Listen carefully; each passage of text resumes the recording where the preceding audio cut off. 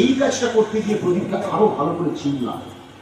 এবং খুব সত্যি কথা বলতে এই ডিওপি ডিপার্টমেন্ট আমাদের ক্যামেরা ডিপার্টমেন্ট বলছে, এবং লাইট সেট আমার সঙ্গে যে সমস্ত অভিনেতা অভিনেত্রীরা ছিল প্রত্যেকে সবাই মিলে আমরা যে আউটডোর করে করেছি, আউটডোর অর্থাৎ আমরা সুন্দরবনে কাজ করেছি, বেশিরভাগটাই নদীর এলাকার মানুষের গল্প আর কি।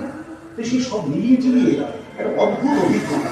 তো আমরা খুব কষ্ট করে করেছি। আমি চাই যে আপনারা সকলেই এই ছবিটার কাছে থাকুন, আর আপনারা বুঝতে পারবেন এই বাচ্চাদের গল্পে আমরা কি বোঝাতে চেয়েছি, বাচ্চাদের কষ্টটা কোথায়। তো আমি চাই এইরকম গল্প আরো হোক, আর সেকেন্ড উইশ আপনাদের জন্য ফার্স্ট উইশ হয়ে দাঁড়ায়।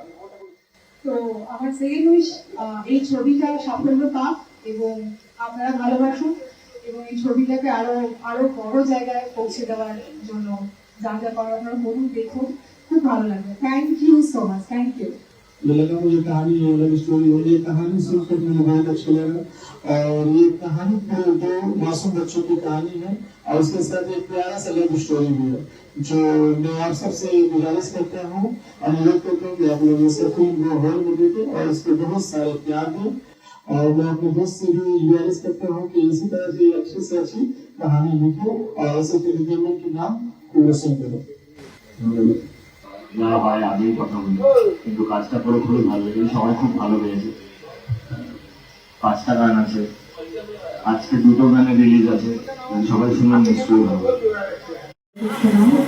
আর খুব ভালো লাগছে এরকম একটা মিউজিক লঞ্চ, ফিল্মের নাম সেকেন্ড উইশ, এবং সেখানে একটি আমার খুবই সুন্দর গান আছে এবং এই গানটি অঙ্কটা আমাকে দিয়ে গাইয়েছে এবং খুবই সুন্দর কম্পোজিশন, গানটা সুরের কথার। আর ভীষণভাবে এক্সাইটেড, আবারও একটি ফিল্মে আবারও একটি আমার গান, আর ভীষণ ভালো লাগছে। আর খুব ভাবে এটা থেকে বেশি ভালো লাগছে যে এত গরিব মানুষের পাশে দাঁড়িয়ে আমি কথা বলতে পারছি। Thank you so much second উইশের ফর ইট। Thank you.